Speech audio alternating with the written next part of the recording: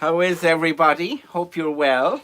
There's, I don't know if you can see, Ruby and Howard. Now they've been fed this morning. I just can never get the angle right. I'm going to have to, but it's like feeding the goats is more important. But you can hear all the two girls. You don't like it? Ruby's taking a little bit longer. Hope everybody is well. It was a busy week. There was, my goodness, Sue Ellen. You see, I had a herd of goats many years ago, and some goats, like Nettles, looks very much like Sue Ellen did, and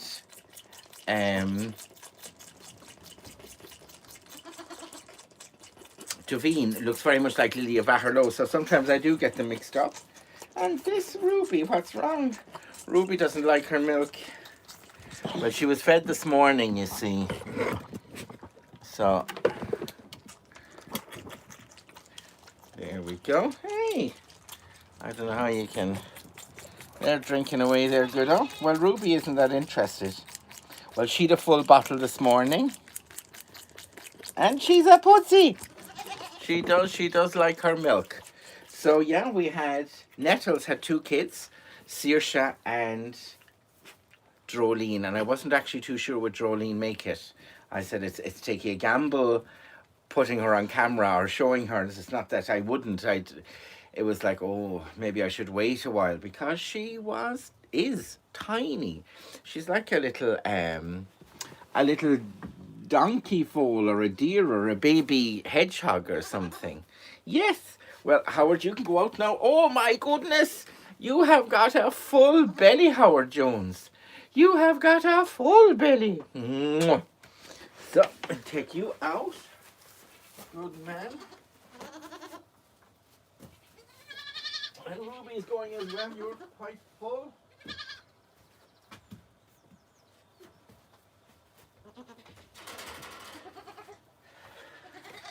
And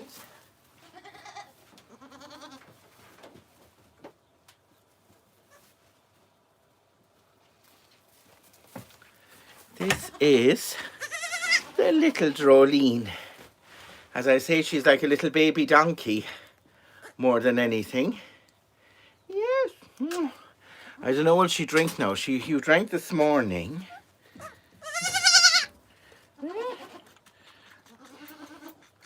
Look at that.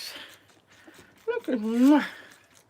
So she's getting stronger and stronger, and it's so funny because Nettles paps are quite big. They're kind of like real serious milker paps.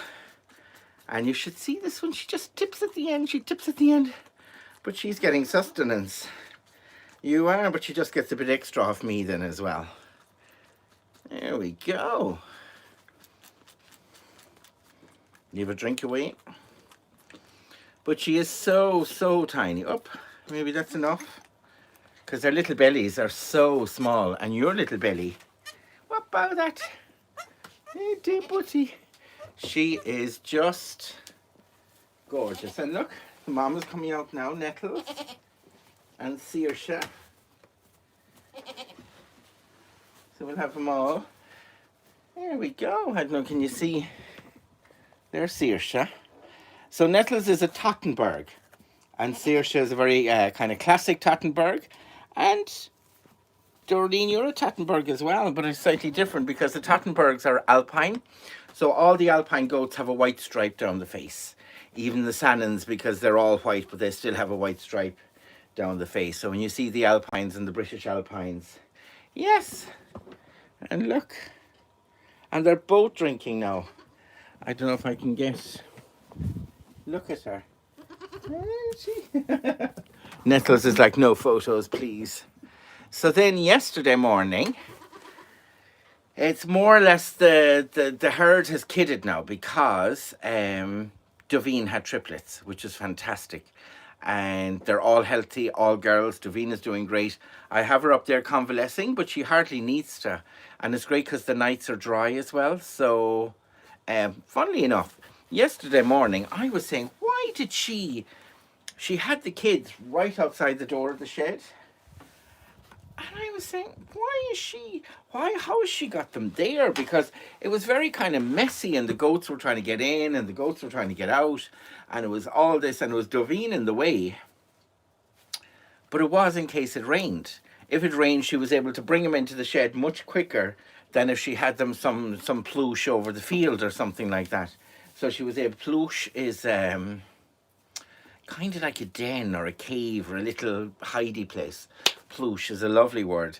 And I heard it in a school being used for a storeroom, that there was lots of different things inside there, and somebody said it's inside in the plush.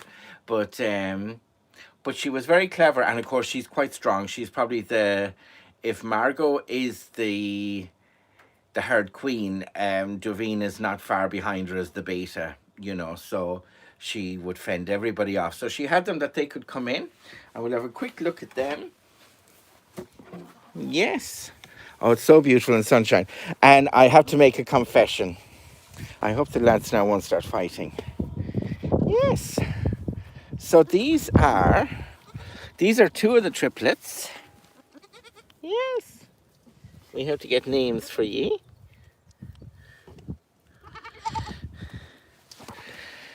That's Dick from Maxie, Dick and Twink. That triplet. And then we have another lovely one here of the triplets. Hello. Yeah. And I hope the two mothers aren't going to row. And this girl here, I have to make a confession. When I was up in buying Jessie, it was such a lovely place up there. And the man who had the animals had 4 kids, quadruplets. And there was 2 of them. He was selling 2 of them. So I bought 2 of them. It was kind of a moment, but they're lovely. Oh my God. Joy. I think I'm calling them Joy and Bliss, because they are just such happy animals. Oh my God. You can really tell. Come on.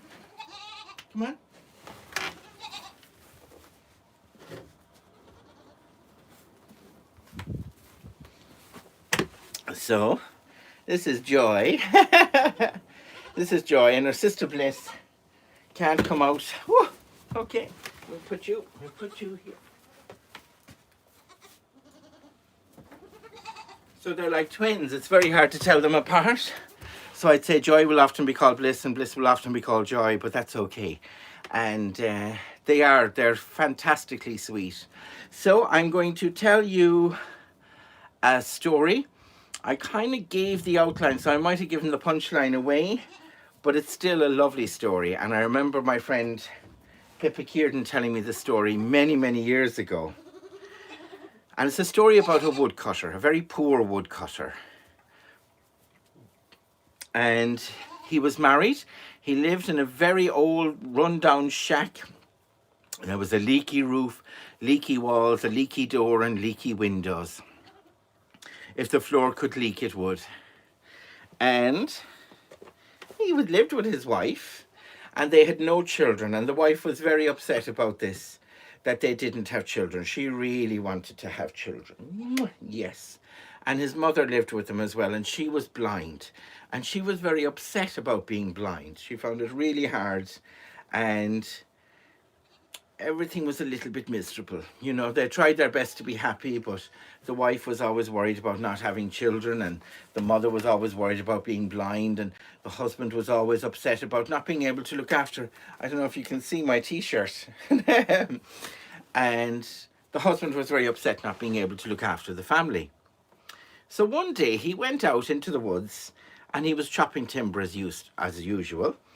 And he got the axe and he swung it at a tree and he cut the tree, and next day he went, "Ow!" And he stopped. And next thing, a small little fairy appeared, just this height. And she said, "Oh, please, I'm connected to the tree. I'm a fairy, and if you cut the tree down, you cut me down. If you leave this tree alone, I will grant you one wish, whatever that wish is." And the woodcutter said, "Look, there's plenty more trees. I'll leave it. I can hardly believe that I'm going to get a wish, but there you go. He didn't believe he'd see a little fairy flying around either. So she said, come back on the night of the next full moon and I will grant your wish. So he cut a few trees, he brought home the timber, he stacked it up that he was going to sell it in the town, and he told his wife about the wish. Oh, she said, please just wish that we have a baby. It would be so wonderful. Our lives would change around and I'd be so happy if we had a baby. But the husband was thinking, it's great to have a baby, but we need more money to look after the baby.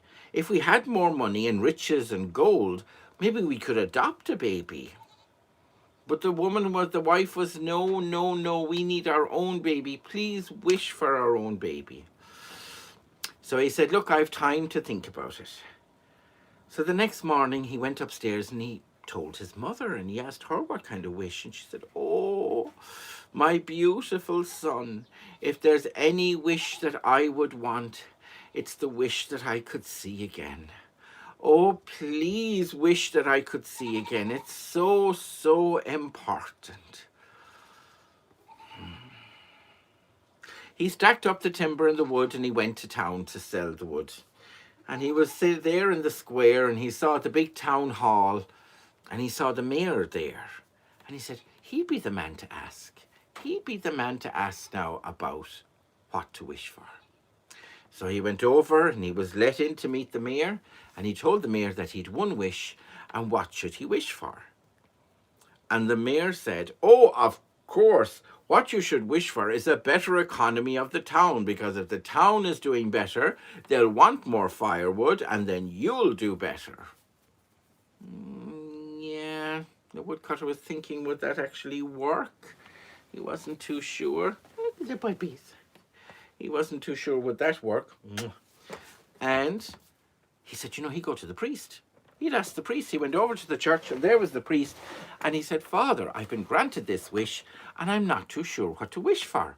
Oh, and the priest said, well, straight away the church needs a new roof. So you should wish for the church to have a new roof and maybe some nice modern clothes for me. Look at that now. Dick is playing with the wires. Good man. We could nearly have another camera on you. He's wandering around here pulling at string. So the priest said, maybe a new roof, maybe nice new clothes for me, because, that'd be a good wish. And the woodcutter went off and he said, what am I going to wish for? What am I going to wish for? And then he went to the wise old woman and he told her his story. He told her his story, what his wife wanted a baby and his mother wanted her eyesight, and he thought they should have riches and gold. And the mayor wanted a better economy for the town, and the priest wanted nice new clothes for himself, and he couldn't figure out. And the wise woman sat down with him, and they came up with a plan. And the night of the next full moon, the woodcutter went back, and there was the little fairy, and she said, thank you so much for not cutting down my tree. What can I give you? What is your wish?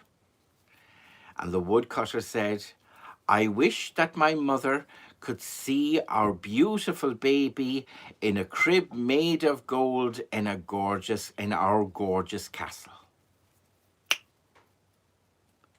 The wife was pleased, the mother was pleased, and the woodcutter was pleased. And he had so much money now that he really didn't worry. He helped the economy of the town, and he set up a nice big wood cutting factory and did very well for himself. And he also bought the priest some nice new clothes. And he gave the wise woman enough money so she never had to worry about eating. All she had to do was advise people in the village. And they lived happily ever after. I really do like that story, and it has stuck with me because there are times you're trying to choose, and it happened over the week because I came down to the shed and I forgot my phone, and I had this awful kind of slight panic attack of like, oh my God, I can't look after the goats because I have to go back home and get the phone, and will I not get the phone and look after the goats, and it was like, so then nobody'd be able, I won't tune in, and I have to get a name. Has anybody, if you see this along the way, my viewers, my what do the people who tune in? I suppose my viewers really. What do people want to call themselves? But my online friends, it's a weird one. But um, they were going to be upset. Well, not upset, but just disappointed or kind of worried then of what's going on. So I had this panic attack of like, oh my god, what am I going to do? What am I going to do? And then it was like, I'll do both. I'll just go up and get the phone. The goats are not going to die because they have to wait 5 minutes. And when I was up at the house, it was then 20 past 8, time to go on. So I went on up there and came back down and did all the goats, and they're fine.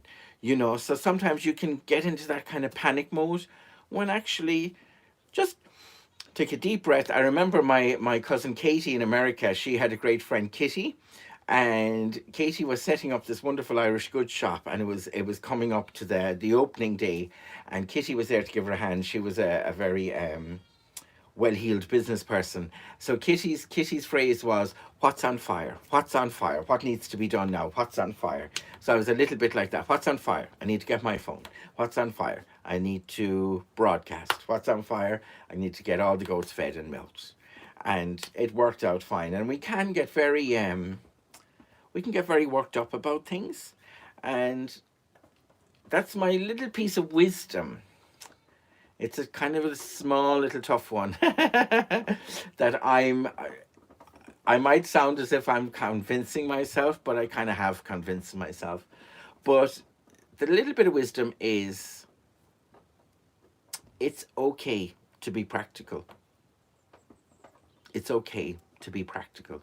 You just, because having Davine kidded now, there's Honey and Sooty have to kid yet, and that's going to be out in May.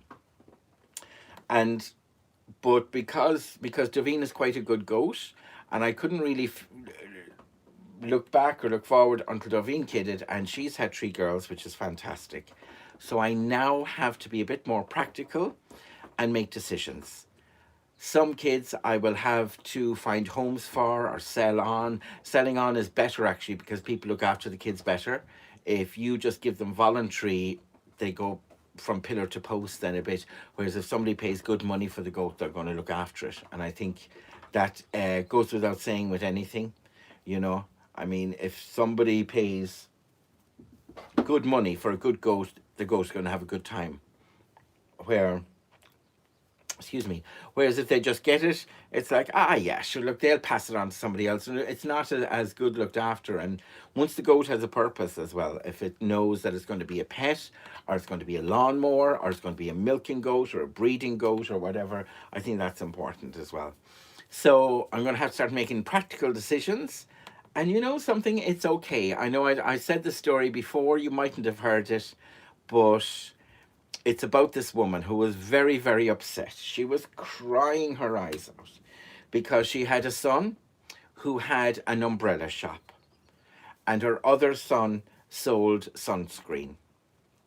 So when it was a wet day, the guy with the umbrellas did well, but the guy with the sunscreen didn't do so well at all. And she was like, "Oh my God, my poor son, he didn't sell any sunscreen today." And when it was a sunny day, the guy with the umbrellas didn't sell any umbrellas. So she was always worried that her son didn't do so well. So she was always, if it was a sunny day like today, she'd be like, "Oh, my Patrick didn't sell any umbrellas." And then if it was a wet day, she'd be, "Oh, John didn't sell any sunscreen." So she went to the Druid and she told him her dilemma, that she was always sad every day, every day. And the Druid said, "You're just looking at it from the wrong angle. If you come over here, and when 'tis a wet day, you rejoice that Patrick is selling so many umbrellas and he's doing so well. And if it's a sunny day, you can say, 'My goodness, John is doing so well. He's selling so much sunscreen.' And just concentrate on the positive." And I think that's what I have to do with the kiddies now, because I have to make decisions and just enjoy that they're going to get a good home. They're going to be looked after. Whereas, you see, with the sale of the house not going through, I was going to wire up more fields if the sale had gone through. So so I don't have that much land wired up yet.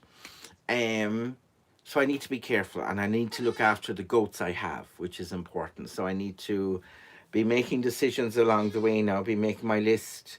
And again, like that, some of the goats are going to get fantastic homes. All of them are. I'm going to make sure of that. Yes, one of the triplets has walked in. She's just kind of exploring. Yes. So that breed, the black breed with the white stripes, is a British Alpine.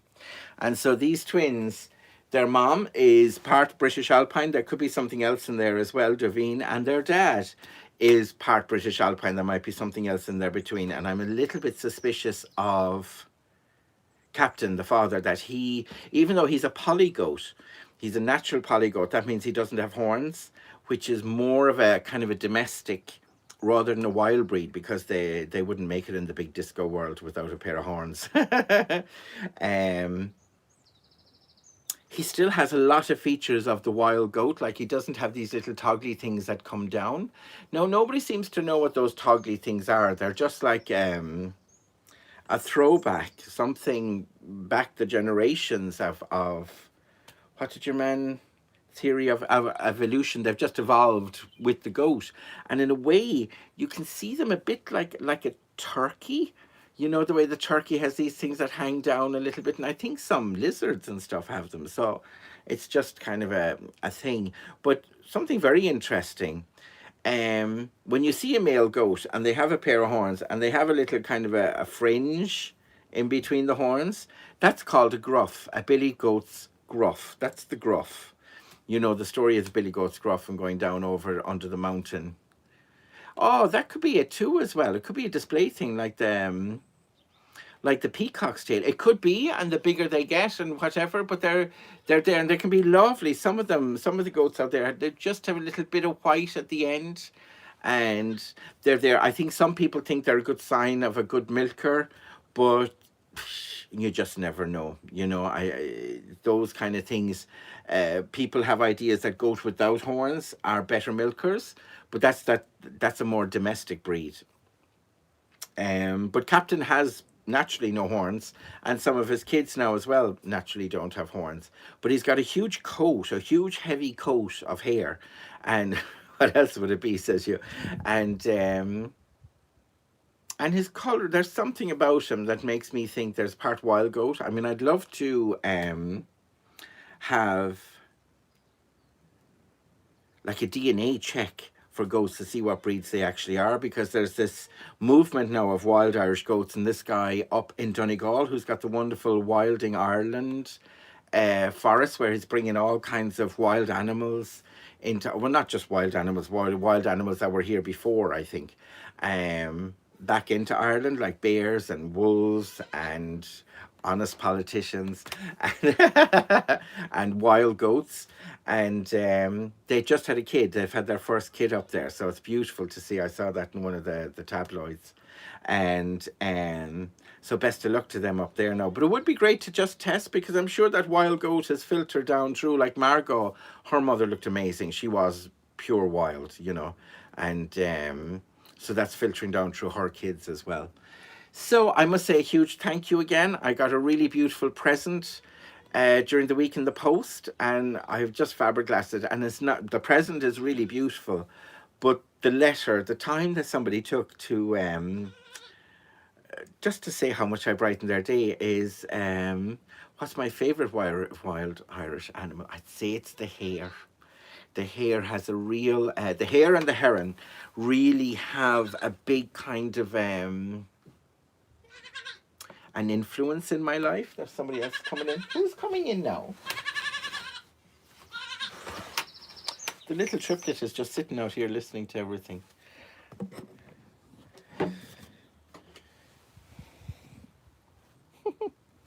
Look at you, madam. Yes.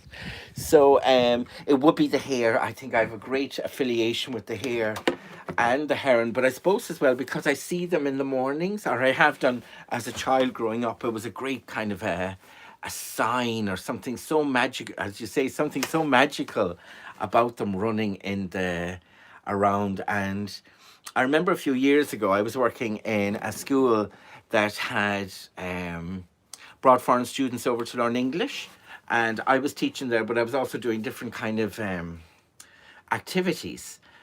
So I created a story that was then I came up with this idea of having a human spiral. We had 700 students and teachers, and I had this idea of creating this big human spiral, and it would go this way and that way and then push in together and then pull out together, and it really was fantastic. It was really it kind of wound around itself. We had 700 people winding up and then unwinding and just bursting out into nothing, and it was really fantastic. But it was very hard, not for the pupils, but for the teachers, because the teachers wanted everything practical. They wanted to know, and how would we do this, and why are we doing that, and how is it? So I came up with a story about the 4 tribes of water, of air, of fire, of land. And this river came in, and a goddess, and they connected all the 4 tribes together to create Ireland then, because you had the river, you had the goddess, and you had the 4 tribes. And it just made sense the way it was told. And it really was fantastic, but it was a huge undertaking. And there was a lot of people who just couldn't understand it. And a lot of people, I think, were just a little bit, this is not going to work. And I remember that morning being out in the field, just breathing in and out and just trying to get the energy right. And what just ran up to me but a hair and ran off again. And I just knew then that everything was going to be okay. And from there on in, I had the confidence to push it because I had the hair with me. It's really, and I think it's we need more wild animals like that around in our presence as well. But again, thank you ever so much to everybody for all your support, all your kindness. I'm thinking of 1 or 2 other little, diversions along the way. Now that Davine has kidded, it means, look at this little girl. She's just over 24 hours old, and she's so beautiful. So I can get more of a steady system for the goats now, because I know it always looks so hectic in the mornings, but that's only for about an hour and a half. And now that everything is more, there won't be too many surprises, hopefully. My God, her little heart is beating. But she's so strong. She's so like, I'm ready for the world. It's so beautiful to see. So I'll be talking to you next week, and I'll be talking to you every morning at 8:20. All the goatees are good. Yes. And this is great, actually, just to hold them like this, because they become real patas along the way, do you know? Especially when hopefully we'll have her for a long time. Yes. I'd say your sisters are looking for you. But the black is so dark, the coloring is so strong, you know. That's it. And I've other news, actually, before we go. We've only a few minutes. I did a project before called Storyscapes. I've done some talks about it, and I'm now doing another Storyscapes, which is great, with a couple of Irish speaking schools. Scoil na Gaeilge, I suppose, or ní lisagam now. Scoil na tá Gaeilge acu, agus tá mé tanú leis an tógra sinna chuir ar siúl, agus tá sé ar líne freisin. It's online, so I'm still at home, and I'm still just playing at being creative in the fields and exercising children's imaginations to be creative as well, it's just exactly what I need to do and want to do, you know, which is great. So have a lovely day, everybody. Have a lovely weekend. Oh my God, I wish you could feel how soft these ears are. Slán anish, slán. Go raibh maith agat ar fad, Irish Demon Original, and my eyesight is so bad, but slán, go raibh maith agat ar fad. Beg me, Kindlive. I'll be talking to you very soon, and we'll see you then. This will take, oh no, it won't take a...